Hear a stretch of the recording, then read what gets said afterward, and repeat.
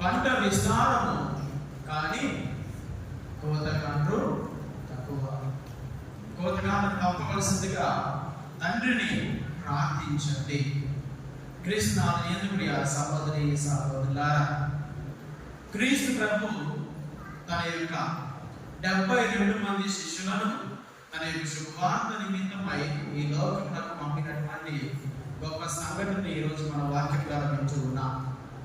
మొదటిసారిగా క్రీస్తు ప్రభు తన యొక్క 12 మంది అపోస్తలుని లోకంలోనికి పంపితే రెండవ పర్యాయము అపోస్తలు కాకుండా తగ్గినటువంటి శిష్యులు, తన నమ్మారని 72 మంది శిష్యులు ఆయన అనుసరించారు అని వాక్యం ద్వారా మనం ఆలోచిస్తూ ఉన్నాం.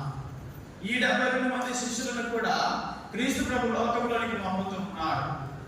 ఇద్దరు చెప్పున వారిని తన యొక్క పరీక్షల నిమిత్తం పంపుతూ ఉన్నాడు. ఏ ప్రాంతాలకైతే తాను వెళ్ళాలనుకుంటూ ఉన్నాడు ఆ ప్రాంతంలో ముందుగానే, అది పట్టణములు కావచ్చు, ప్రాంతములు కావచ్చు, గ్రామములు కావచ్చు, పల్లెలు కావచ్చు, ఏ ప్రదేశాలకి క్రీస్తు ప్రభు వెళ్ళాలి అని తలంచు ఉన్నాడో ఆ ప్రాంతాలకు ముందుగానే తన యొక్క శిష్యులు పంపుతూ ఉన్నాడు. పంపి ఏమని బోధించమన్నాడు? పరలోక రాజ్యము సమీపించినది. అంటే పరలోక రాజ్యం అంటే ఏమిటి?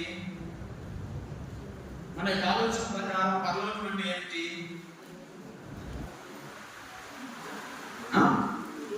పరలోకం అంటే ఏమిటి? మన యొక్క ఊహలు ఉంటాయి, ఊహలు ఏమిటి? దేవుడు కూర్చొని ఉంటాడు, చుట్టూ దేవదూతలు అన్నీ ఉంటాయి. అక్కడంతా కూడా తల్లిదండ్రుల వస్త్రాలు ధరించి అందరూ కూడా ఆయన సన్నిధిలో చేరి స్తుతులు ఆరాధన చెల్లిస్తూ ఉంటారు. ఇదంతా కూడా మన యొక్క ఊహల్లో ఉన్నటువంటి పరలోక రాజ్యం. కానీ క్రీస్తు ప్రభు ప్రకటించబడినటువంటి పరలోక రాజ్యం ఇదేనా?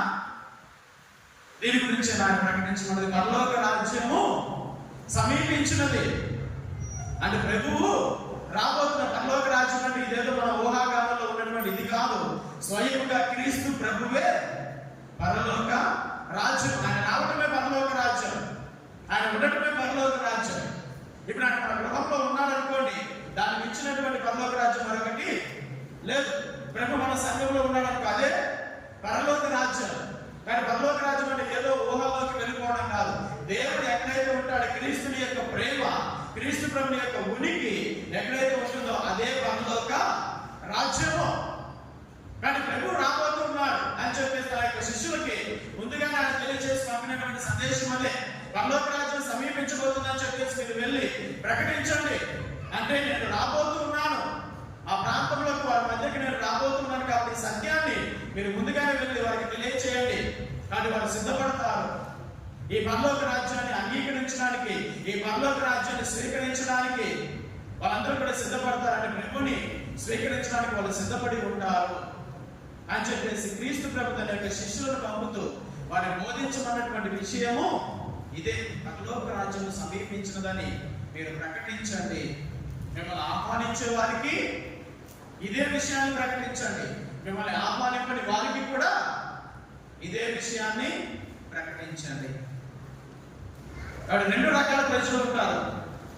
సమాజంలోకి వెళ్ళినప్పుడు దేవుని సేవకులను అంగీకరించే వాళ్ళు ఉంటారు, ఆయన సేవకులను అంగీకరించిన వాళ్ళు ఉంటారు. ఈ 2 రకాలైనటువంటి ప్రజలు మీకు తటస్థపడతారు.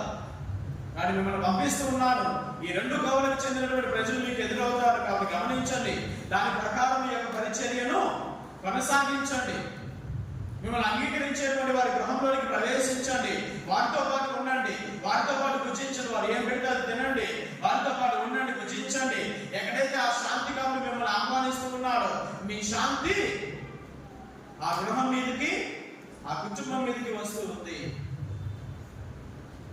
కానీ ఎవరైతే మిమ్మల్ని ఆహ్వానించారో, ఎవరైతే మిమ్మల్ని దేవుని యొక్క సేవకునిగా స్వీకరించారో ఆ ప్రాంతంలోకి కూడా దేవుని యొక్క పరలోక రాజ్యం సమీపించిందని ప్రకటించండి. కానీ దానికన్నా ముందుగా ఏం చేయాలి?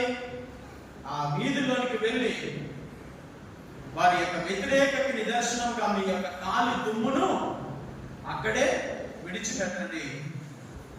కానీ ఈ ప్రాంతం యొక్క పరిస్థితి ఎలా ఉంటుందని తర్వాత తీర్పు దినమున ఎలా ఉండబోతుందంట? సొదొమ పట్టణము కంటే ఓర్వదగినగా, దాన్ని మించినటువంటి శాపము, దాన్ని మించినటువంటి భయంకరమైనటువంటి రీతిగా ఆ ప్రాంతం పరిస్థితి ఉంటుంది అని చెప్పేసి క్రీస్తు ప్రభు వాక్యం ద్వారా సెలవిస్తున్నాడు. మరి ఏ ఏ ప్రాంతాలకు తను వెళ్ళబోతున్నాడు, ఆ ప్రాంతాలకు తన యొక్క శిష్యుని పంపుతూ ప్రభు పలికినటువంటి మాట, పంట విస్తారముగా ఉన్నది కాబట్టి కోతగాలను పంపించమని చెప్పి మీ ప్రభునికి ప్రార్థించండి, తండ్రికి ప్రార్థించండి అని చెప్తూ తన యొక్క శిష్యునికి చెబుతున్నటువంటి మాట. ఈరోజు క్రీస్తు ప్రభు యొక్క శిష్యులమైనటువంటి మనందరికీ కూడా ప్రభు ఇస్తున్నటువంటి మాట ఇదే. దేనికోసం ప్రార్థన చేయాలి? ప్రభుని యొక్క సేవకులు కావాలి. పంట విస్తారముగా ఉన్నది. 2000 సంవత్సరాల క్రితం ఈ మాట చెప్పినప్పటికీ నేటికి కూడా పంట విస్తారముగానే ఉన్నది, కానీ గురువులు తక్కువగానే ఉన్నారు, సేవకులు తక్కువగానే ఉన్నారు. ఇంకా అనేకమైనటువంటి ప్రదేశాలకి ప్రభుని యొక్క శుభవార్త తీసుకుని వెళ్ళబడాలి. ఇంకా అనేక మంది ప్రభుని గురించి తెలియకుండా జీవిస్తున్న వాళ్ళు ఉన్నారు. ఇంకా అనేకమైనటువంటి ప్రాంతాలకు శుభవార్త వెళ్ళలేదు, ఇంకా వెళ్ళాలి. కానీ ఇంకా అధికమైనటువంటి కోతగానులు పనివారు కావాలి అని చెప్పేసి ప్రభునికి ప్రార్థన చేయండి అని చెప్పి క్రీస్తు ప్రభు పలుకుతున్నట్టు కదా. కానీ నువ్వు ఎప్పుడు మోకరించినా కూడా ముందుగా నీ ప్రభుని ప్రార్థించి, ప్రభువా మా సంఘం నుంచి సేవకులను లేవనెత్తండి, యాజకులను లేవనెత్తండి, గురువులను లేవనెత్తండి. ఇక అనేక మంది సేవకులు కావాలి, మీ చిత్తమైన మా బిడ్డలు కూడా మీకు సేవకు తీసుకునండి అని చెప్పేసి మన యొక్క ప్రార్థనలో సేవకులు కావాలి అని చెప్పేసి ప్రార్థన చేయండి, పనివారు కావాలి అని చెప్పేసి ప్రార్థన చేయండి. ప్రియ దేవుని బిడ్డలారా, దానికోసం ప్రభు ప్రార్థించమని అర్థిస్తూ ఉన్నాడు. అలనాడు తన శిష్యులను అర్థించాడు. అదే ప్రభు ఈ రోజు తన శిష్యులమైనటువంటి మనందరినీ కూడా అర్థిస్తూ ఉన్నాడు. కానీ దేవుని యొక్క సేవల కోసం ప్రార్థన చేయండి. ప్రియ దేవుని ఎప్పటికి కూడా సేవకులు కావాలని చెప్పేసి ప్రార్థనలు ఇది ఒక భాగము కావాలి, అది ఎప్పటికీ కూడా మరువవద్దు. అదే రీతిగా తన యొక్క శిష్యులను పంపుతూ ఒక సలహాన్ని ఇస్తూ ఉన్నాడు, ఒక ధైర్యాన్ని ఇస్తూ ఉన్నాడు, మరొక ప్రక్క జాగ్రత్తగా ఉందని చెప్పేసి చెప్తూ ఉన్నాడు. ఎవరి మధ్యకి పంపిస్తున్నానని చెప్పాడు? ఎవరి మధ్యకి? తోడేళ్ల మధ్యకి మిమ్మల్ని పంపుతున్నాను, గొర్రె పిల్లల వలె. కాబట్టి జాగ్రత్త. ప్రపంచంలోనికి, సమాజంలోనికి, లోకంలోనికి మేము పంపుతూ ఉన్నాను. ఈ లోకంలో కొంతమంది తోడేళ్ల వంటి స్వభావం కలిగిన వాళ్ళు ఉన్నారు. ఎందుకు క్రీస్తు ప్రభు తోడేళ్ళు అని చెప్పి చెప్తూ ఉన్నాడు? అతి క్రూరమైన జంతువు సింహం అనుకుందాం. సింహాన్ని కూడా పెంచుకోవచ్చు, పురుగులైనా పెంచుకోవచ్చు, కానీ తోడేళ్ళు మాత్రము ఎవరు పెంచరు. ఎందుకంటే అది మాట వినేటువంటిది కాదు. అది ఎంత పెంచినా, వారు ఎంత తిండి పెట్టినా, దాన్ని చిన్నప్పటి నుంచి పెంచినా కానీ దాని యొక్క స్వభావము, విశ్వాసం ఉండదు దాన్ని. అందుకే చివరికి మీరు జూలోకి వెళ్ళి చూడండి, జూ కూడా వెళ్ళి చూడండి.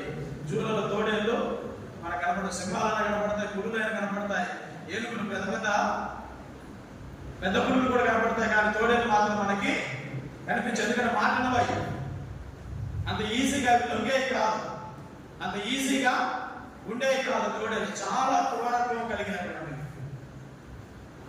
కాబట్టి తోడేళ్ల మధ్యకి మిమ్మల్ని పంపిస్తూ ఉన్నానని చెప్పేసి క్రీస్తు ప్రభు ఇటువంటి స్వభావం కలిగినటువంటి ప్రజలు ఉంటారు. ఇటువంటి ప్రజలు మీకు తటస్థపడతారు, కనపడడానికి మీకు బాగానే ఉన్నట్లు కనిపిస్తుంటారు, కానీ స్వభావం మాత్రము తోడేళ్ల స్వభావం కలిగి ఉంటారు. ఎలాగా నాశనం చేయాలి, ఎలాగ మనల్ని విచ్ఛిన్నం చేయాలి అనేటువంటి ఆలోచన కలిగినటువంటి తోడేళ్ళు ఉంటారు. కాబట్టి జాగ్రత్తగా ఉండండి. ఒక గొర్రె పిల్ల వాళ్ళకి ఇది వెళ్తూ ఉన్నారు, కాబట్టి మిమ్మల్ని వాళ్ళు మీకు చంపివేయడానికి కూడా ప్రయత్నం చేస్తారు, మిమ్మల్ని హింసించడానికి, నాశనం చేయడానికి కూడా ప్రయత్నం చేస్తారు. కాబట్టి ఇటువంటి తోడేళ్ల మధ్యకి మిమ్మల్ని పంపిస్తున్నాను, జాగ్రత్త వహించండి. కానీ ఇటువంటి స్వభావం కలిగిన వాళ్ళు ఉంటారు, కాబట్టి వాళ్ళని బట్టి మీరు జాగ్రత్త వహించండి. కానీ దేవుని బిడ్డల సేవకులు అనేటువంటి మనందరం కూడా ఈ సమాజంలోనికి సువార్త ప్రచారాన్ని ఇవ్వడానికి వెళ్తున్నప్పుడు అనేకమైనటువంటి తోడేళ్ళు మనకి తటస్థపడతాయి. సంఘాల్లో తోడేళ్ళు ఉన్నాయంటే ఖచ్చితంగా ఉంటాయి, ఏమని చెప్పేసి చెప్పడానికి లేదు. తోడేళ్ళు ఖచ్చితంగా ఉన్నాయి, సంఘాలలో ఉన్నా. ఇటువంటి స్వభావం కలిగినటువంటి, కుళ్ళు స్వభావం కలిగినటువంటి, క్రూరత్వం కలిగినటువంటి స్వభావం కలిగినటువంటి బిడ్డలు ఉన్నారండి. ఎంతో ఆశ్చర్యకరం. విశ్వాసం కలిగినటువంటి వ్యక్తులుగానే ఉంటూ ఉంటారు, ఏదో భక్తి కలిగినటువంటి వ్యక్తులుగానే ఉంటారు. చక్కగా దేవాలయానికి ప్రతి ఆదివారము దివ్యబలి పూజలు సమర్పించబడినప్పుడల్లా వస్తున్నట్టే ఉండాలి, కానీ స్వభావం మాత్రం ఏ రకంగా కూడా మార్పు చెందదు, హృదయ పరివర్తన ఉండదు.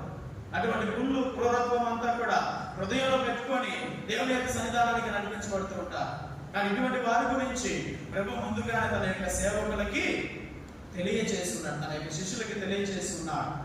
కానీ ఇటువంటి ప్రజల మధ్య నివసించాల్సి వస్తుంది, పరిచర్య చేయాల్సి వస్తుంది అని చెప్పేసి ప్రభు ముందుగానే తెలియజేశాడు.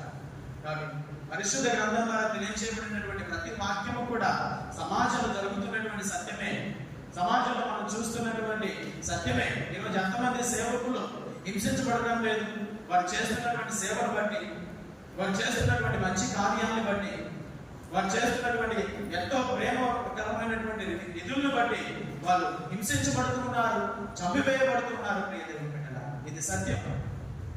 ఏ సేవకుడు కూడా సంఘాన్ని నాశనం చేయాలని, ప్రజల్ని నాశనం చేయాలని ఏ సేవకుడు కూడా బయలుదేరారు. ఇంకా ప్రభుని యొక్క శుభవార్తను అందించాలని, ప్రేమను పంచాలని, ప్రతి ఒక్కరు కూడా మంచి మార్గంలోనికి రావాలి, మంచి జీవితాన్ని జీవించాలి, చెడు త్రోవను తప్పుడు మార్గాన్ని విడిచిపెట్టి ప్రభుని యొక్క మార్గంలోనికి రావాలనే సేవకులు శుభవార్తను ప్రకటిస్తారు. ఇంకా వాళ్ళు చేతనైనటువంటి సహాయాన్ని అందించడానికి ప్రయత్నం చేస్తారు, చేతనైనటువంటి సేవ చేయడానికి ప్రయత్నం చేస్తారు. కానీ ఇంత చేస్తున్నప్పటికీ కూడా ఇవన్నీ కూడా పక్కన పెట్టేసి ఆ సేవకుల్ని హింసిస్తున్నటువంటి సమాజంలో మనం లేమంటారా? ప్రభుని యొక్క శుభవార్తను ప్రకటిస్తున్నందుకు ప్రభుని యొక్క సేవకుల్ని హింసిస్తున్నటువంటి ప్రజలు లేరంటారా?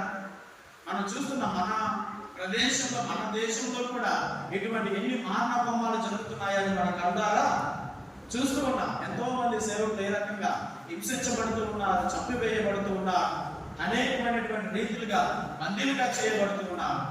కానీ దీని గురించి ప్రభు ముందుగానే హెచ్చరించి ఉన్నాడు. కానీ ఇటువంటి సేవలు, ఇటువంటి సేవ కష్టమైనప్పటికీ, వెళ్తుంది తోడేల మధ్యకి అయినప్పటికీ కూడా, అనేకమైనటువంటి క్రూరత్వం కలిగినటువంటి మనుషులైనప్పటికీ కూడా సేవకులు ఎందుకు వెళ్తున్నారంటే వారితో పాటు ప్రభువు తోడుగా ఉన్నాడన్నటువంటి విశ్వాసం. దేవుడిచే పంపబడుతున్నా, దేవుడి యొక్క పని నిమిత్తం పంపించబడుతున్నా, ఆయన యొక్క పరిచర్యను కొనసాగించడానికి పంపబడుతూ ఉన్నా, ఆయన యొక్క రాజ్యమును స్థాపించడానికి, ఆయన యొక్క రాజ్యమును ప్రకటించడానికి, ఆయన యొక్క రాజ్యం అనేకమైనటువంటి బిడ్డలకి తెలియజేయడానికి వెళ్తున్నటువంటి ధైర్యంతో, ప్రభు ఇచ్చినటువంటి ధైర్యంతో సేవకులు సమాజంలోనికి వస్తూ ఉన్నారు. కానీ ఇటువంటి సేవకులకి మనం తోడుగా ఉండాలి, కానీ ఎప్పటికీ కూడా ఆ సేవకులకి మనము విరుద్ధమైనటువంటి బిడ్డలుగా ఉండకూడదు, విరుద్ధమైనటువంటి సంఘముగా ఉండకూడదు. ప్రియ దేవుని బిడ్డలా, క్రీస్తు ప్రభుని యొక్క సేవ నిమిత్తమై ఆ దేవాదేవుడు ఎన్నుకొని అభిషేకించి మన మధ్యకి పంపబడుతున్నటువంటి సేవకులు ప్రతినిత్యము కూడా గౌరవించేటువంటి బిడ్డలుగా ఉంటారు. గౌరవించకపోయినా పర్వాలేదు, కానీ వారిని హింసించేటువంటి బిడ్డలుగా మాత్రము మనం ఉండకూడదు. ఇది ఎప్పటికీ కూడా మన కుటుంబానికి కానీ, మన సంఘానికి కానీ క్షేమము కాదు. ప్రియ దేవుని బిడ్డలారా, కానీ ఒక సేవకుడు పంపబడిన తర్వాత మీరు వెళ్ళండి, ఏ గృహంలోనైతే మీరు ప్రవేశిస్తారు, ఆ గృహంలో శాంతి కాముడు ఉన్నట్లయితే ఆ గృహంలో మీరు ఉండండి, వారి పెట్టినదేదో మీరు భుజించండి. ఎందుకంటే పనివాడు తన యొక్క కూలికి పాత్రుడు. ఏమిటంటే పనివాడు తన కూలికి పాత్రుడు. ఒక సేవకుడు ఒక పనివాడి లాగా మన యొక్క సంఘంలో చేరి పనిచేస్తూ ఉంటాడు, దేవుని యొక్క శుభవార్తను అందిస్తూ ఉంటాడు. కానీ పరిశుద్ధ వాక్యం సెలవిస్తుంది, పనివాడు తన యొక్క కూలికి పాత్రుడు. ఇది పరిశుద్ధ వాక్యం నూతన నిబంధన, పాత నిబంధనలు కాదు, నూతన నిబంధన. నూతన నిబంధనలో కూడా క్రీస్తు ప్రభు తన యొక్క సేవకుల గురించి, మీరు ఏ ప్రాంతంలోనికి వెళ్తారో అక్కడ ఉండండి, వాళ్ళు పెట్టిన భుజించండి, ఎందుకంటే మీ యొక్క పనికి మీరు, మీ కూలికి మీరు పాత్రులుగా ఉండాలి అని చెప్పేసి క్రీస్తు ప్రభు యొక్క వాక్యానుసారం మనం చూసినట్లయితే మన ఈ సంఘంలో ఒక సేవకుడికి ఏ పాటి కూలి ఇస్తున్నారు ఆలోచన చేస్తున్న, ఆత్మ పరిశీలన చేస్తున్న ప్రీతి బిడ్డలారా. ఒక సేవకుడు మన మధ్యకి పంపించబడ్డాడు, ఆ సేవకుడు వచ్చి మన సంఘంలో తన యొక్క సేవను అందిస్తూ ఉన్నాడు. మరి తన యొక్క సేవకు తగినటువంటి కూలీని మనం ఇవ్వగలుగుతూ ఉన్నామా? ఒక సేవకుని మనం పోషిస్తున్నామా?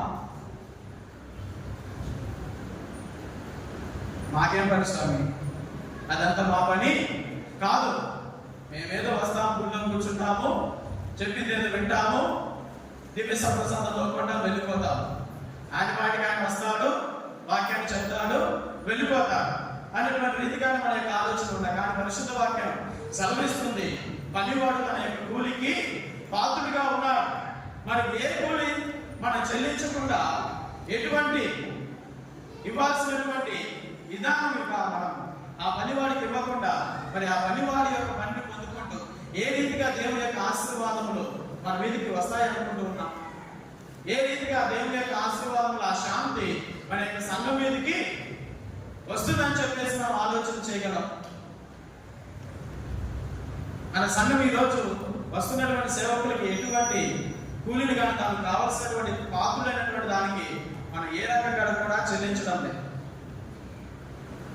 వస్తున్నటువంటి ప్రతిదీ కూడా మనం మనకే దాచిపెట్టుకుంటూ ఉన్నాం, మనకే ఖర్చు పెట్టుకుంటూ ఉన్నాం. మరి సేవకుడి పరిస్థితి ఏమిటి? అయ్యి సేవకుడు వస్తూ ఉన్నాడు, పని చేస్తూ ఉన్నాడు, వెళ్తూ ఉన్నాడు కదా, మరి సేవకుడికి ఇవ్వాల్సినటువంటి కూలిని మేము చెల్లించడం లేదా అని చెప్పేసి ఏ రోజైనా ఆలోచన చేశారా?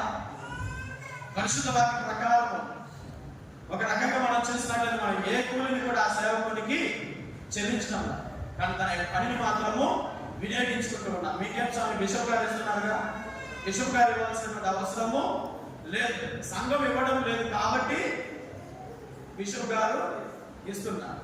కానీ బాధ్యత ఎవరిది? సంఘం ఇవ్వాలి, సంఘం సేవకుని పోషించాలి. ఇది సంఘం యొక్క బాధ్యత. మన మేత్రాసనలు కొన్ని సంఘాలు మాత్రం ఈ రకంగా సేవకుని పోషించుకుంటూ ఉన్నాయి. అది పెద్దగుడి, ఎత్తుడల చర్చి, పతకంపేట, నాకు తెలిసి ఈ కోడూరు పుణ్యక్షేత్రము, ఒంగోలు, ఈ రకంగా కొన్ని విచారణ మాత్రమే వారి యొక్క సేవకుని వాళ్ళు పోషించుకుంటూ ఉన్నారు. మిగతా ఏ సంఘాలు కూడా సేవకుని పోషించడం ఈ భారం అంతా కూడా బిషప్ గారి మీద, మేత్రాసనం మీదనే పడుతుంది. కానీ ఆత్మ పరిశీలన చేసుకోవాలి, క్రైస్తవ సంఘమా సేవకుని పోషించాల్సిన బాధ్యత సంఘంది. కానీ ఆ సంఘం అంతా కూడా ధనాన్ని పోగు చేసి ఆ సంఘ కాపరిని పోషించుకోవాలి. ఒక యాజకుడు సంఘం మీద ఆధారపడడం తప్ప మరి ఇంకా ఏదేని మీద కూడా ఆధారపడడు. తన ఉద్యోగానికి వెళ్ళడం, ఏ గవర్నమెంట్ జాబ్ కానీ, రాజకీయాల్లోకి వెళ్ళడం కానీ, మరి ఏ పనికి వెళ్ళడం కానీ గురువుకి అవకాశం లేదు, వెళ్ళకూడదు. శ్రీసభ క్యానోల ప్రకారం మరి ఏ ఇతర పనులకు కూడా వెళ్ళకూడదు. తాను సంఘ పరిచర్యలో ఉండాలి, సంఘంతో ఉండాలి, సంఘం ఇచ్చిందేదో తిని బ్రతికి ఉండాలి అంతే. కానీ మన సంఘాలు ఏమిటంటే పేద కదా, డబ్బులు ఇవ్వలేదు కాబట్టి బిషప్ గారు పోషిస్తూ ఉంటారు. మన కాంపులో 2 లక్షలు 3 లక్షలు పెట్టి తెలుస్తాం, కానీ సంఘ కాపరి మాత్రము పోషించిన ప్రజల హల్లెలూయా హల్లెలూయా నవ్వుతూ ఉన్నారు కొంతమంది. మన వేరే వాటికి, అనవసరమైన వాటికి ఖర్చు పెడతాం, కానీ ఇటువంటి మాత్రం మనం చేయడానికి పొరపాటు కూడా ప్రయత్నం చేయాలి. పరిశుద్ధ వాక్యము సెలవిస్తున్నవి చేయడానికి మాత్రం మనం పొరపాటు కూడా ప్రయత్నం చేయాలి. మా సంఘాన్ని, మా సంఘ కాపులని మేము పోషించుకుంటాం అన్నటువంటి ఒక విధానంలోనికి రావాలి. ఒకప్పుడంటే ఏదో పైనుంచి వస్తూ ఉన్నారు, పైనుంచి వాళ్ళు ఇస్తున్నారు కాబట్టి కాపులను పోషించారు, అదంతా అయిపోయింది. ఇప్పుడు పైనుంచి ఏం రావడంలా మీరు అనుకుంటున్నారు ఇంకా వస్తున్నాయని అని చెప్పేసి. పైనుంచి వచ్చేది ఏది లేదు, ఇంకా అయిపోయింది అంతా. ఆ రోజులు అయిపోయాయి. ఒకప్పుడంటే గోవులు వస్తున్నాయి, లోన్లు వస్తున్నాయి, కాపులు బ్రతకడానికి డబ్బులు పంపిస్తున్నారు. ఈ విధంగా పరిచర్య మన దేశంలో కొనసాగించబడింది. కానీ ఇప్పుడు అన్నీ కూడా ఆగిపోయాయి. భారతదేశం కూడా డెవలప్ అయిన కంట్రీ అని చెప్పేసి కొంతమంది రాజకీయంగా వెళ్ళి ఇదంతా కూడా ఆపివేయడం జరిగింది. కానీ ఇప్పటికీ కూడా గురువు యొక్క పోషణ మేత్రాసనానికి భాగంగానే మారుతూ ఉంది. అంత ఈజీగా కాదు. ఇంతమంది గురువులని ఒక బిషప్ గారు పోషించాలి అంటే ప్రతి నెల వారికి జీతాలు ఇవ్వడము, వారికి కావాల్సినటువంటి ఖర్చులన్నిటికీ ఇవ్వడము, మిగతా బయట ఖర్చులకి ఇవ్వడం, ఇదంతా కూడా అంత సాధ్యమైనటువంటి పనిగా. మనం కూడా ఏదో ఒక రకంగా ఏదో ఒక సమయానికి మన సంఘాన్ని మనం నిలబెట్టుకునేటువంటి స్థితికి మనం చేరాలి. మన సంఘ కాపుని మనం పోషించుకునేటువంటి స్థితికి మనం చేరాలి. ఎల్లకాలం ఏదో వస్తుంది, ఏదో ఇస్తారు లేదా అంతలో బతుకుదాం అనేటువంటి రోజులు పోవాలి. వేరే దేశాల్లో చూసినట్లయితే అమెరికా కానీ, జర్మనీ కానీ, ఫ్రాన్స్ కానీ, ఈ ప్రాంతాలన్నింటిలో కూడా వాళ్ళ సంఘ కాపుని వాళ్ళే పోషించుకుంటారు. బిషప్ గారు డబ్బులు ఇవ్వరు గురువులకు. అమెరికా కానీ వేరే ప్రాంతాలు, వేరే దేశాలు ఆ సంఘమే నెలకయ్యేసరికి గురువుకి ఇంత అని చెప్పేసి గురువుకి ఇవ్వాల్సింది గురువుకి ఇస్తుంది, చర్చికి అంటే బిషప్ గారికి ఇవ్వాల్సింది కూడా సంఘమే ఇస్తుంది. ప్రతి విచారణ నుంచి కొంత అమౌంట్ బిషప్ గారి పోషణకి వెళ్తుంది. ఇది ఆ ప్రాంతంలో జరుగుతున్నటువంటి విధానం. ఒకప్పుడు మన ప్రాంతాల్లో కూడా వాళ్ళు కొద్దిగా డబ్బులు పరిచర్య జరగాలి, దేవుని యొక్క పరలోక రాజ్యం వ్యాప్తి చెందాలని చెప్పేసి వాళ్ళు పంపించారు ఇక్కడికి. కానీ ఇప్పుడు అవన్నీ కూడా లేవు. మనము కూడా మన యొక్క స్థితిలోకి చేరాం, ఒక మంచి బ్రతుకుతున్నాం. కాబట్టి మన యొక్క సంఘ కాపురిని మేమే పోషించుకోవాలన్నటువంటి ఆలోచనలోనికి మనము రావాలి. గమనించండి ప్రియ క్రైస్తవ సంఘమా, నా కాపురిని నేనే పోషించుకోవాలి. ఎందుకంటే నీ దగ్గర పని చేసేవాడు నీ దగ్గర నుంచి కూలిని తీసుకోవాలి. నీ దగ్గర పని చేసిపోయి కూలి ఎక్కడో తీసుకోవడం సరైనది కాదు. మీ దగ్గర పని చేసే వారికి మీరే కూలి ఇవ్వాలి. కానీ అటువంటి స్థితిలోనికి మన యొక్క సంఘము రావాలి. కానీ అన్ని కూడా మనమే దాచిపెట్టుకొని అంతా మేమే దాచిపెట్టుకుంటాం, మేమే చేసుకుంటాం. చివరికి కుటుంబ కార్డు కూడా కట్టడం లేదు. ఉన్నాయా కుటుంబ కార్డు మీ దగ్గర? ఒక వ్యక్తి మమ్మల్ని అడిగాడు, కుటుంబ కార్డు కట్టడం వల్ల మాకు ప్రయోజనం ఏమి సార్? ఏమని అడిగాడు? కుటుంబ కార్డు కట్టడం వల్ల మాకు ప్రయోజనం ఏమిటి స్వామి అని చెప్పేసి ఆ వ్యక్తి అడిగాడు. ఇప్పుడు ఇదే మాటని ఒక బిషప్ గారు ఒక కాపర్ని అక్కడికి పంపించడం వల్ల మేత్రాసనానికి ప్రయోజనం ఏమిటని చెప్పేసి అనుకుంటే, ఇప్పుడు ప్రతి నెల మన యొక్క సంఘంలో ఒక 16-17 మందికి వృద్ధాప్య పెన్షన్ ఇస్తూ ఉంటారు. కరెక్ట్ నా తెలిసి 18 మంది అనుకుంటా. వాళ్ళకి వృద్ధులందరికీ కూడా ఒక 50 రూపాయలు 100 రూపాయలు ఎంతో కొంత నీకు అమౌంట్ ఇస్తున్నారు. ఏంటి బిషప్ గారికి ప్రయోజనం? ఏమైనా వస్తుందా? వచ్చేదేం లేదు. కానీ దేవుని యొక్క సేవలు ఇది ఒక భాగము అని చెప్పేసి మనం ఎప్పుడైతే సంఘానికి చర్చికి ఇస్తామో చర్చి మనకి తిరిగి ఏదో ఒక రూపంలో ఇస్తూ ఉంటుంది. ఏదో ఒక రకంగా దేవాలయం నిర్మించడమో లేదా అలాగా వృద్ధాప్యంలో ఉన్న వారికి సహాయం చేయడమో, ఏదన్నా మిగతా ఖర్చులు ఉన్నట్లయితే వారికి సహాయం చేయడం, వీటన్నిటికీ కూడా సంఘం నుంచి కూడా తమ యొక్క వంతు సహాయాన్ని అందిస్తాయి. కానీ మనం ఏమి ఇవ్వకుండా అన్ని మనకే కావాలి, మేమే పొందుకోవాలి, మేమే తీసుకోవాలి అన్నటువంటి ఆలోచన కూడా ఎప్పటికీ కూడా మంచిది కాదు. కుటుంబ కార్డు కట్టడం అనేది ఆ సంఘంలో ఒక మెంబర్షిప్ గా మనము సంఘ సభ్యులుగా ఉన్నప్పుడు ఆ సంఘం కోసము ఆ సంఘ కాపురి కోసము చెల్లించేదే ఈ యొక్క కుటుంబ కార్డు లేదా 10వ వంతు. మన యొక్క సంఘంలో ఈ యొక్క ఆలోచనే లేదు. 10వ భాగము ఇవ్వాలన్నటువంటి ఆలోచనే మనకు లేదు. ఎవరో కూడా పొరపాటు కూడా ఈ నెల 10వ భాగం ఇవ్వాలి కదా అన్నటువంటి ఆలోచన రాదు, ఇవ్వలేదు కదా అన్నటువంటి బాధ కూడా మనలో ఉండదు. కానీ దీని గురించి ఎక్కువగా గురువులు కానీ ఎవరైనా కానీ గట్టిగా చెప్పరు. ఎందుకంటే ఎవరు ఇచ్చినా కానీ డబ్బుల గురించి 10వ భాగం గురించి బోధిస్తున్నారే అని చెప్పేసినటువంటి ఆలోచన మనకు వచ్చేస్తుంది. కానీ సేవకుని పోషించుకోవాల్సినటువంటి బాధ్యత సంఘం మీదకే క్రీస్తు ప్రభువు ఇస్తూ ఉన్నాడు. వాళ్ళు పంపించారంటే మీరు వెళ్ళేటప్పుడు మీరు ఏం తీసుకొని వెళ్ళరు. సంచి కానీ, జోలి కానీ, బట్టలు కానీ, చెప్పులు కానీ, మీరు తినడానికి అని చెప్పేసి తయారు చేసుకోవడానికి ఏ తిండి దాన్ని మీరుతో పాటు తీసుకొని వెళ్ళండి. మీరు ఎక్కడికి వెళ్తున్నారు కొత్త చేతులతో మీరు వెళ్ళండి, వాక్యాన్ని బోధించండి. మీరు ఎక్కడ ఉంటున్నారు అక్కడే వాళ్ళు మిమ్మల్ని పోషిస్తారు. ఇది వారి యొక్క బాధ్యత.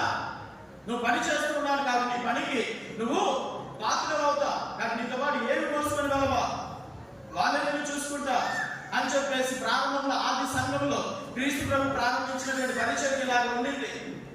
తర్వాత వచ్చినటువంటి అపోస్తలులు కూడా వారి యొక్క పరిచర్యను ఇలాగనే కొనసాగించారు. అక్కడ ఉన్నటువంటి సంఘస్థులందరూ కూడా గుమికూడి వాళ్ళ గుండదాంలో నుంచి తీసుకొని వచ్చి పెట్టేవారు. సంఘాన్ని, సంఘ కాపులను వాళ్ళు చూసుకుంటూ ఉండేవారు. ఈ రకంగా ఆది సంఘము నడిపించబడింది.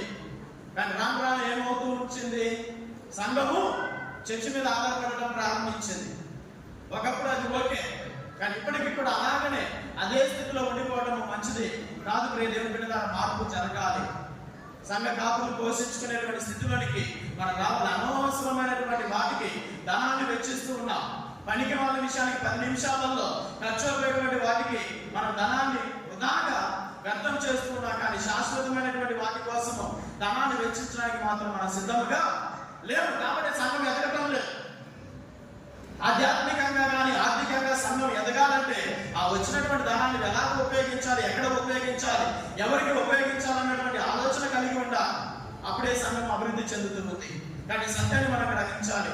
క్రైస్తవ సంఘం జ్ఞాపకం ఉంచుకోండి, వస్తున్నటువంటి చందాలన్నీ కూడా చక్కగానే దాచిపెట్టుకుంటారు. సంఘానికి అభివృద్ధి కోసము వినియోగిస్తాను స్వామి అని చెప్పేసి దాచిపెడుతున్నారు. కానీ నాకు తెలిసి నేను వచ్చే సంవత్సరం అవుతుంది, ఈ సంవత్సరం రోజుల్లో వచ్చినటువంటి డబ్బులతోటి సంఘంలో ఫలాన్ని కొనిపెట్టామన్నటువంటి ఏది కూడా నాకు అనిపించదు. సంఘం ఏ రీతిగా అభివృద్ధి చెందాలి, శాశ్వతమైనటువంటి వస్తువులు కొనిపెట్టుకోవడానికి ప్రయత్నం చేయాలి. అశాశ్వతమైనవి కాదు. ఈ రోజు అంటే 4 రోజులు 10 నిమిషాలలో పాడైపోయాయి, 10 నిమిషాలలో అయిపోయాయి. ఇవన్నీ కూడా తర్వాత విషయాలు. ఏమి తినేదమా, ఏమి త్రాగేదమా అన్నటువంటి విషయాల గురించి ఆలోచన పక్కన పెట్టేసి సంఘానికి ఏమి కావాలి, చర్చ్ డెవలప్మెంట్ కోసం ఏం కావాలి, ఏది తెచ్చిపెట్టుకుంటే బాగుంటుంది అన్నటువంటి ఆలోచనలోకి మనం మారినప్పుడు సంఘం అభివృద్ధి చెందుతుంది. సంఘ కాపని మనం ఎలాగ గౌరవించాలి, సంఘ కాపని ఎలాగ స్వీకరించాలి, సంఘ కాపని ఎలాగ విశ్వసించాలి అనేటువంటి ఆలోచనలకు మన విధానం మారినప్పుడు అప్పుడు సంఘం అభివృద్ధి పడుతుంది. అప్పుడు సంఘం మీదకి శాంతి కుమ్మరించబడుతుంది. ఎక్కడైతే తన సంఘ కాపరి తన యొక్క శిష్యుడు తన యొక్క సేవకుడు ఆహ్వానింపబడతాడు, గౌరవింపబడతాడు, తనకి పనికి తగినటువంటి మద్యమును తాను పొందుకుంటాడు, ఆ సంఘం ఆశీర్వదించబడుతుంది. ఆ ప్రభుని యొక్క శాంతి ఆ సంఘం మీదకి కుమ్మరించబడుతుంది. అనేది సత్యం ప్రియ క్రైస్తవ సంఘం. అదే పరిశుద్ధ వాక్యం ద్వారా క్రీస్తు ప్రభు బహు స్పష్టంగా తెలియజేస్తున్నటువంటి విషయము. కానీ అన్ని రకాల కోవలకు చెందినటువంటి ప్రజలు ఉంటారు. కానీ మనము ఏ రకమైనటువంటి ప్రజలమా అనేది మనం ఆలోచన చేసుకోవాలి. 2 రకాల గురించి క్రీస్తు ప్రభు చెప్పారు. ఆహ్వానించే వాళ్ళు, ఆహ్వానింపని వాళ్ళు. ఆహ్వానించే వాళ్ళని ప్రభు ఏ రీతిగా ఆశీర్వదిస్తానని చెప్పేసి పరిశుద్ధ వాక్యం సెలవిస్తున్నాడు. ఆహ్వానింపనిటువంటి వారికి ఏ రకమైనటువంటి శాపము వారి మీదకి వస్తుందో కూడా క్రీస్తు ప్రభు వాక్యం ద్వారా బహు స్పష్టంగా తెలియజేస్తున్నాడు. కానీ గమనించిన దేవుని బిడ్డలారా, ఏ రీతిగా మన యొక్క సంఘం నడిపించబడుతున్నది. క్రీస్తు ప్రభు యొక్క శిష్యులంగా, క్రీస్తు ప్రభుని యొక్క సేవకులంగా మనము కూడా ఈ యొక్క లోకంలోనికి పంపించబడాలి. మనం కూడా ప్రభు యొక్క శుభవార్త నిమిత్తమై పంపించబడతాం.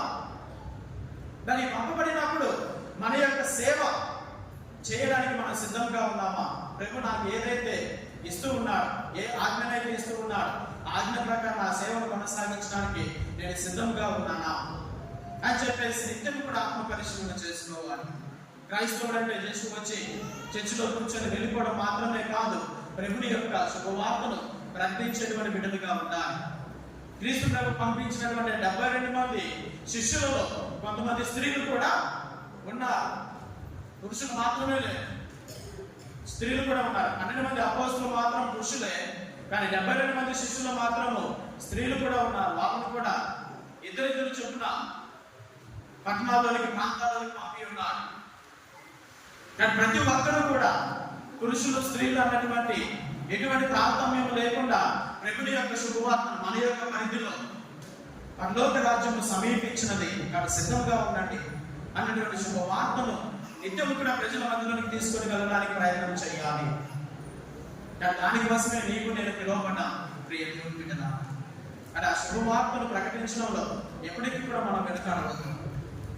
కానీ యాజకులు మన యొక్క సంఘాల నుంచి రావాలి. ఎంతమంది సేవకులు మన యొక్క సంఘం నుంచి లేవనెత్తబడింది, అంత గొప్ప ఆశీర్వాదం ప్రియ దేవుని బిడ్డనా. ఈరోజు చాలా మంది తల్లిదండ్రులు బిడ్డల్ని గురు జీవితానికి, యాచక జీవితానికి పంపించడానికి సిద్ధంగా లేరు. కానీ ఫాదర్ను చూసి మాత్రం చెప్తారు, మీకేం లేదు అంటే మీకేం లేదు, పెద్ద బంగ్లా ఉంది, బ్రహ్మాండంగా తినడానికి తిండికి కరువు లేదు, ఉండడానికి తీరిక లేదు, మీకేం లేదు అని చెప్పేసి చాలా మంది అంటూ ఉంటారు. కానీ ఈ తీరిక లేదు కదా, మరి నీ కొడుకును పంపించవచ్చుగా, ఇదే జీవితానికి నీ కొడుకును పంపించవచ్చు కదా మాత్రము మాట్లాడు. ఇటువంటి జీవితానికి మరి నీ కూతురు పంపించవచ్చు కదా అంటే మాత్రము మాట్లాడతాం. చెప్పడానికి మాత్రం మీకేం లేదు స్వామి, మీకు దిగులు లేదు, చింత లేదు అని చెప్పేసి మాటలు మాత్రం మాట్లాడతారు. కానీ ఇదే పనికి తమ యొక్క కుమారుడు పంపించడం అంటే మాత్రము మనం ముందుకు రావటం లేదు. యాజక జీవితము వారు అనుకున్నట్టుగా మన పైకి చూడడానికి బాగానే ఉంది అన్నట్టుగా కనిపిస్తుంది. కానీ సేవకునిగా యాజకునిగా పరిచర్య కొనసాగించడం అంత సులువైన పద్ధతి అని కాదు. చాలా కష్టాలు ఉంటాయి, చాలా సమస్యలు ఉంటాయి. కొన్నిసార్లు ఒంటరిగా కూర్చొని ఏడవాలనిపిస్తూ ఉంటుంది. అసలు ఎందుకు వచ్చాను, అసలు అవసరమా నాకు ఈ జీవితము? చక్కగా ఇంటి దగ్గర ఉంటే అన్న నాన్న అన్న ఎవరో ఒకళ్ళు నన్ను ఆదరించడానికి ఉంటారు కదా, ఈ రకంగా దుఃఖపడుతూ ఉన్నప్పుడు నాకు తోడుగా ఉంటారు కదా అని చెప్పినటువంటి ఆలోచన చాలాసార్లు వస్తుంది. అనేక సార్లు కన్నీళ్లు కార్చిన అవసరం నాకు ఈ జీవితం. గత సంవత్సరం నన్ను తీసుకుని వెళ్ళి ఈ బొమ్మరాజు చెరువు అనేటువంటి ప్రాంతం వేశారు. వంటే బ్రతకండి, అక్కడ ఎక్కడో ఊరు ఉంటుంది, ఎక్కడో పాతకాల హౌస్ ఉంటుంది. సాయంత్రం అయితే చాలు ఒక్కరు కనపరు, మొత్తం కూడా చీకటి, వంటని బ్రతుకు ఎవరు లేరు. చిన్న గురువులం కాబట్టి వంటలు పెట్టుకునేటువంటి స్థామత కూడా లేదు, ఒక్కడమే బ్రతకాలి. అటువంటి సమయం అనిపించింది, అసలు అవసరమా నాకు ఈ బ్రతుకు? ఎవరన్నా వచ్చి ఏదైనా చేస్తే ఇంకా దిక్కు లేదు, లోపల చచ్చి 4 రోజులు కంపు కొడితే వచ్చి చూడటమే కానీ పట్టించుకునే వాళ్ళు ఉండేవాళ్ళు లేరు. పాములు వస్తుంటాయి, తేలు వస్తుంటాయి, అన్నీ కూడా ఆ ఇంటి చుట్టూరే మొత్తం కూడా ఎర్రమట్టి కాబట్టి ఎక్కువ తేలు. ఎప్పుడు ఎక్కడ ఉంటాయో తెలియదు. ఆమె తెలుసు, నరసమ్మ అక్కడ పనిచేసింది కాబట్టి నరసమ్మ గారికి తెలుసు ఆ ప్రాంతం ఎలా ఉంటుందని. ఎప్పుడు చూసినా కానీ అటువంటి ప్రాంతాల్లో పనిచేస్తున్నప్పుడు అయ్యో అవసరమా, కానీ దేవుడు పిలిచారు, దేవుడు ఎన్నుకున్నాడు, ఆయనే తోడుకుంటాడు. ఇన్ని తేలుతో అక్కడక్కడ తిరుగుతున్నప్పటికీ కూడా దేవుడి యొక్క మహాకృప ఏమిటంటే ఒక్కరోజు కూడా హాని జరగలేదండి. పాములు రూమ్లోకి వచ్చి వెళ్ళిపోతున్నాయి కానీ ఒక్కరోజు కూడా హాని చేసింది లేదండి.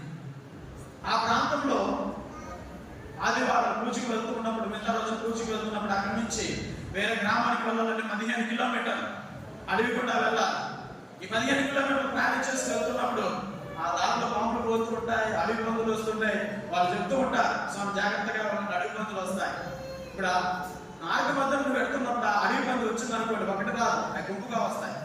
ఇవి ఒకసారి తగ్గాయి అనుకోండి, అయిపోయినట్టే. నువ్వు నిశ్శబ్దంగా నిలబడాలి, లేదా అవి ఒక్కసారి కానీ వైపు తిరిగాయంటే నువ్వు అంగీ ఎత్తుకొని పరిగెత్తాల్సింది. ఎంతో మంది పరిగెడతాం అడవిలో, ఆ కొండలలో రాళ్ళలో ఎంతో పరిగెత్తినా ఎక్కడికి ఏముంటుందని చెప్పేసి అదొక భయం. కానీ ఇటువంటి పరిచర్య చేస్తూ ఉన్నప్పుడు కొన్నిసార్లు బాధగానే అనిపిస్తుంది, భయం అనిపిస్తుంది. మరణ భయం, మామూలు భయం కూడా కాదు, మరణ భయం. ఒకవేళ జరిగితే పరిస్థితి ఏమిటి అనేటువంటి ఇంత భయం ఉన్నప్పటికీ, ఇంత శ్రమ ఉన్నప్పటికీ కూడా చివరికి కొన్నిసార్లు మా అమ్మ నాన్న ఫోన్ చేసి చెప్పే వాళ్ళ అవసరం అమ్మ నీకు అక్కడ విషయం గారిని అడిగి మార్పించుకోవాలి, వేరే సంగతి. కానీ ఒంటరిగా ఉంటూ ఉంటాం, అటువంటి ప్రదేశంలో ఉంటాం, జాగ్రత్త. ప్రతిరోజు ఫోన్ చేసే వాళ్ళు ఎలా ఉన్నావు అని చెప్పేసి, ఎందుకంటే ఆ ప్రాంతం అలాంటిది. కనీసం ఫోన్ తీస్తే అర్థం ఏమిటి, పర్లేదు బ్రతికే ఉండాలంటే అని చెప్పేసి వాళ్ళకి అదొక భరోసా. కాబట్టి ఇటువంటి స్థితిలో కూడా యాచకులు గురువులు వెళ్తూ ఉంటారు. కాబట్టి ఇటువంటి పరిచయం చేస్తూ ఉంటారు. ఏదో బాహ్యంగా చూసి బ్రహ్మాండంగా బిల్డింగ్ లో ఉన్నాడే, స్వామికే దిగుళ్ళే అని చెప్పేసి అనుకోవడానికి లేదు. అటువంటి పరిస్థితుల్లో చిన్న రోగం వచ్చింది అనుకోండి, అంతే, ఇంకా తీసుకునేవాడే ఉండడు. లేచి వండుకోవడము కష్టమే, లేచి తిరగడము కష్టమే, ఏదైనా తెచ్చుకోవాలన్నా కష్టం. అక్కడి నుంచి 4-5 కిలోమీటర్లు వెళ్ళాలి. ఏదన్నా అటుకే దొరకాలన్నా, టమాటా కాయ కొనుక్కోవాలన్నా కూడా 4-5 కిలోమీటర్లు వెళ్ళాల్సింది బండి వేసుకోండి ఆ ప్రాంతం నుంచి. అటువంటి ప్రాంతాల్లో కూడా పరిచయం చెయ్యాలి యాచకుడుగా. కానీ అంత సులువైనటువంటి విధానం ఏమి కాదు. కానీ మనకి దేవుడు తోడు ఉన్నాడు. ఎవరైతే మనల్ని ఎన్నుకున్నాడు, ఎవరైతే మనల్ని అభిషేకించి ఉన్నాడో ఆయన మనకు తోడుగా ఉంటాడు అనేటువంటి ఆ విశ్వాసంతో మన పరిచర్యను కొనసాగించాలి. ఆయన వ్యతిరేకం కూడా తోడుగా ఉంటాడు. ఎందుకంటే ఆయనే నిన్ను ఎన్నుకున్నవాడు, ఆయనే నిన్ను అభిషేకించిన వాడు, ఆయనే నిన్ను పంపినవాడు. కానీ ఆ ఆత్మబలంతో నిత్యము కూడా సేవ చేసేటువంటి విధానంగా ఉండాలని దేవుడు. వాటి ప్రార్థన చేయాలి. ఇంకా అనేక మంది గురువులు లేవనెత్తబడాలి. మన యొక్క సంఘం నుంచి రమాలని అక్కడ చూస్తే 150 సంవత్సరాల చరిత్ర కలిగిన అని చెప్పేసి ఓటైతే చక్కగా రాసుకున్నారు. కానీ ఈ 150 సంవత్సరాల చరిత్ర కలిగినటువంటి సంఘం నుంచి సేవకులు లేరండి, గురువులు లేరు. కానీ రావాలి. మనకి సంఘం నుంచి కూడా బిడ్డలు లేవనెత్తబడాలి, యాచకులుగా అభిషేకించబడాలి, దేవుడి యొక్క పరిచర్యలో ఉండాలి. వారిని బట్టి సంఘము ఆశీర్వదించబడాలి. మరి గురువుల కోసం మీ బిడ్డలే ఉన్నట్లయితే ప్రోత్సహించండి. మన బిడ్డలే గురువు చదువులకి వెళ్తావా, ప్రోత్సహించండి. ప్రారంభం నుంచే దేవుని యొక్క విశ్వాసం పెంచడానికి ప్రయత్నం చేయండి. ఈ రీతిగా ఈ విశ్వాసం పెంచబడినప్పుడు ఆ విశ్వాసాన్ని ప్రకటించడానికి వాళ్ళు ముందుకు వస్తారు. నేను కూడా చిన్నప్పటి నుంచి కోడింగ్లోనే చదువుకున్నాను. 6-7 సంవత్సరాల నుంచి కోడింగ్లోనే చదువుకున్నాను. ప్రారంభంలో ఇటువంటి ఆలోచన లేదు, కానీ 7 సంవత్సరాలు 7వ తరగతి చదువుతున్నప్పుడు మరి ఎందుకు వచ్చిందో ఈ యొక్క ఆలోచన వచ్చింది. నాకు గురువు అవ్వాలి, ఖచ్చితంగా గురువు అవ్వాలి. 7వ తరగతిలోనే ఆ 7వ తరగతి నుంచి నేను ఫాదర్ గారితో గ్రామాలు, మా ఊళ్ళో రమారవి 17 గ్రామాలు ఉంటాయి మా సంఘం కింద. 17 గ్రామాలు ప్రతిరోజు కూడా విలేజ్కి వెళ్ళేవారు పూజలకు. ఈ రకంగా వెళ్తూ ఉన్నప్పుడు మరి అది దేవుడి యొక్క ప్రేరేపణనే చెప్పాలి, గురువు అవ్వాలి అని చెప్పేసి నిర్ణయించుకున్నా. నా 9వ తరగతి సమయంలో అనుకుంటా స్కూల్లో మామూలుగా టీచర్ అందరినీ లేపు అడుగుతుంది, నువ్వేమవుతావు పెద్దయినాక, నువ్వేమవుతావు పెద్దయినాక అని చెప్పేసి ఆ టీచర్ అడుగుతున్నప్పుడు అందరూ కూడా వాళ్ళు ఇష్టాలు చెప్పారు. నేను కూడా లేచి నేను ఫాదర్ అవుతానని చెప్పేసరికి వాళ్ళందరూ కూడా నవ్వారు. ఫాదర్ అవ్వడం ఏంటి అసలు? క్లాస్లో అన్నప్పుడు అందరూ ఉంటారు, అన్ని రకాలకు చెందినటువంటి ఫాదర్ అవ్వడం ఏంటి? ఖచ్చితంగా అందరూ ఫాదర్ అవుతారు కదా. ఫాదర్ అవ్వడం అంటే పిల్లలకి తండ్రి అవ్వడం అని చెప్పేసి వాళ్ళు అనుకున్నారు. కానీ ఫాదర్ అవ్వడం అంటే అది కాదు, గురువు అవ్వడం. ఈ రకంగా క్యాథలిక్ చర్చిలో గురువుల్ని ఫాదర్ అని చెప్పేసి పిలుస్తారు. కాబట్టి అటువంటి జీవితానికి వెళ్ళాలి అనుకుంటున్నానని చెప్పేసి చెప్పినప్పుడు వాళ్ళకి అర్థం కాలేదు. అయినా కానీ అప్పటికి దృఢ నిర్ణయం నాలో ఉంది, గురువు అవ్వాలి. అదే ఆలోచనతోటి ఆ 3 సంవత్సరాల చదువు కూడా ముగించాను. 10వ తరగతి అయిపోయి పాస్ అయిన వెంటనే నేను ముందుగా వచ్చి మా అమ్మ నాన్నలతో చెప్పాను నేను పాస్ అయినట్టు. ఎవరికి ఫోన్ చేశాను తెలుసా? మా విచారణ గురువుకి ఫోన్ చేశాను. ప్రైజ్ ది లార్డ్, హల్లెలూయా, హల్లెలూయా. ఆ ఇంటర్నెట్ సెంటర్లో నుంచి మార్కులు పాస్ అయ్యానని చెప్పేసి మార్కులు తీసుకొని వచ్చాను. వెంటనే ఆ రూపాయి కాయిన్స్ బాక్సులు ఉన్నాయి. వెంటనే కాయిన్ బాక్స్ దగ్గరికి వెళ్ళాను, కాయిన్ వేశాను, విచారణ గురువుకి ఫోన్ చేశాను. ఆయన ఆ ఊర్లో నాకు విచారణలో లేడు, బయటకు వెళ్ళాను. వెంటనే ఫోన్ చేసి ఫాదర్ గారు నేను పాస్ అయ్యాను. సరే సంతోషం, మంచిది, కంగ్రాచులేషన్స్ అని చెప్పాడు. రెండో మాట చెప్పాను, స్వామి నేను ఫాదర్కి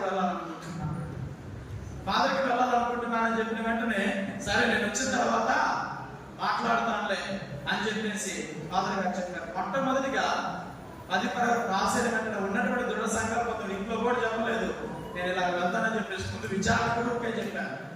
విచారణ గురువుతో చెప్పిన తర్వాతనే ఇంట్లోకి వచ్చాను. దాని తర్వాత విచారణ గురువు నేను వెళ్ళేటువంటి రోజు సంఘంతో చెప్పాడు. అక్కడ ఉన్నటువంటి సంఘస్థులందరికీ కూడా పలానా వ్యక్తి పలానా అబ్బాయి గురువు చదువుకు వెళ్తున్నాడు. ఎందుకంటే అప్పటికే ఆల్రెడీ ఇద్దరు వెళ్ళి బయటకు వచ్చేసాడు మా ఊరు నుంచి. ఎప్పుడైతే విచారణ గురువు ఈ విషయం చెప్పాడు అప్పటి నుంచి భయం మొదలైంది.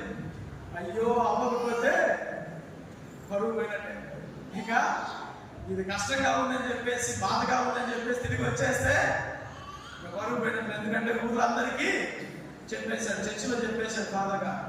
కాబట్టి ఎలాగైనా గురువు అవ్వాల్సిందే. ఎన్ని కష్టాలైనా సరే, ఎన్ని సమస్యలైనా సరే, ఎన్ని బాధలు ఉన్నా సరే, ఎంత కష్టతరంగా ఉంటుందంటే సిద్ధంలో మనం ఊహించిన ఎందుకు నా బిడ్డలు ఎంత కష్టపడాలి అనేటువంటి ఆలోచన వస్తుంది. ఇంటి దగ్గర ఉంటే అన్ని పనులు మనం చెయ్యం, కానీ సిద్ధంలో మాత్రం ఎంత కష్టపడ్డామంటే అక్కడికి వెళ్ళి గేదెలు మేపాలి, గేదెల దగ్గర శుభ్రం చేయాలి. ఇంటి దగ్గర ఉంటే గేదెలు మేపేయలేదు, కానీ అక్కడ మాత్రము పాలు గిట్టుకాలి. ఫస్ట్ మొదటి సంవత్సరంలోనే పోయి ఆవులు మేపుకొని రావాలి, ఆ రోజంతా తిరుగుతూనే ఉండాలి. సాయంత్రానికి వచ్చి అక్కడంతా శుభ్రం చేయాలి, ఉదయాన్నే లగవాలి, పాలు తీయాలి, పాలు తీసుకుని వెళ్ళి కేంద్రానికి పోయాలి. ఇదంతా ఒక ఎత్తైతే కొన్ని సంవత్సరాల తర్వాత పందులు కూడా ఉన్నాయి. ఏమిటి, పందులు కూడా పెంచుతారు. పందుల దగ్గరికి వెళ్ళి అదొక డ్యూటీ. కొంతమందికి 2 నెలలు 3 నెలలు అని చెప్పేసి అక్కడ డ్యూటీ చేస్తారు. వెళ్ళి ఆ పందుల దగ్గర శుభ్రం చేయాలి. అవసరమా నాకు ఈ జీవితం? పందులు అంటేనే అక్కడ ఎక్కడో చూసి ఎక్కడికో పరిగెత్తే వాళ్ళము. ఇప్పుడు వెళ్ళి పందుల దగ్గర శుభ్రం చేయాల్సి వస్తుంది, ఇక్కడ పని చేయాల్సి వస్తుంది, అవసరమా అని చెప్పేసి ఎంతో బాధపడుతూ ఎంతో కష్టతరమైనప్పటికీ కూడా లేదు. దీని తర్వాత మరొక జీవితం ఉన్నది. ప్రభుని యొక్క పరలోక రాజ్యంలో నేను పని చేయాలి అన్నటువంటి దృఢ సంకల్పం ఉంటే తప్పితే ఆ యొక్క శక్తిలో ఉండడం చాలా కష్టతరమే. కానీ దేవుడు ఆ యొక్క శక్తిని, బలము, ధైర్యం వసులుతాడని నిజం. ఇది మాత్రం నేను నిజంగా ఇక్కడ నిలబడి సాక్ష్యం చెప్పగలను. అసలు ఎలాంటి ఈ పనులన్నీ నేను చేశానని చెప్పేసి ఈరోజు ఊహించుకుంటేనే నాకు, ఆలోచిస్తేనే నాకు అసలు ఊహించుకోలేదు కూడా. ఈ పనులను నేను చేశానా, ఇటువంటి తర్ఫీదును నేను అడుగులు వేసి వచ్చాను, ఇటువంటి కష్టతరమైనటువంటి పనులు చేసుకుంటూ వచ్చానా. పొలాలు ఉంటాయి, పొలాల్లోకి తీసుకొని వెళ్ళి మందు చూపిస్తారు, వరి పంటలు ఉంటాయి, మొక్కజొన్న పంటలు ఉంటాయి. ఏ సమయంలో కరెంట్ వస్తే ఆ సమయంలో పోయి నీళ్లు పెట్టాలి, ఆ మొక్కజొన్నలు చేసేదంతా తీయాలి, మందు కొట్టేది ప్రజల చేతనే. ఇవన్నీ కూడా బయట వాళ్ళు పిలిచేదంతా ఏమన్నది ప్రజల చేత, మా చేతనే పని చేపిస్తారు. ఎందుకంటే తర్ఫీదులో భాగం, ఈ కష్టాలు కూడా వెళ్ళాలి. ఇవన్నీ కూడా ఓర్చుకొని నిలబడితేనే రేపటి పరిచర్యలో దాన్ని కొనసాగించగలుగుతా. ఇప్పుడు సున్నితంగా పెరిగి రేపటి పరిచయంలోకి ఏదైనా కష్టం వచ్చిందనుకో ఎప్పుడైనా చెట్టు అయిపోతాం. కాబట్టి ఇవన్నీ కూడా తర్ఫీదుకుండానే వెళ్తున్నప్పుడే కూర్చుకుంటా. కాబట్టి అన్నిటి కూడా వెళ్ళాలి. దాని తర్వాత వచ్చేటువంటి ఆశీర్వాదం వర్ణనాతీతం. ఖచ్చితంగా వర్ణనాతీతం. దేవుని యొక్క కృప, దేవుని యొక్క ఆశీర్వాదం తన యొక్క యాచకుల మీద, నూరుల మీద ఎంతో గొప్పగా ఉంటుంది. వారిని బట్టి వారి కుటుంబాన్ని ఆశీర్వదిస్తారు. ఇది ఖచ్చితంగా దేవుని యొక్క వాగ్దానం, దేవుని యొక్క ఆజ్ఞ, దాని యొక్క వాక్య ప్రకారం ఖచ్చితంగా ప్రభువు చేస్తూ ఉంటాడు. కానీ మన సంఘాల నుంచి కూడా, మన కుటుంబాల నుంచి కూడా గురువులు కావాలి, యాచకులు కావాలి. కానీ దానికోసం ప్రతినిత్యం కూడా ప్రార్థన చేయాలి. ప్రభు పలికినట్టుగా పంట విస్తారము కానీ కోతగాడు తక్కువగా ఉన్నారు. కోతగాడి కోసం ప్రార్థన చేద్దాం. ఆ దేవాలయం యొక్క అధికమైనటువంటి బిడ్డల్ని తన పరిచర్య నిమిత్తమై తన యాచక జీవితంలోనికి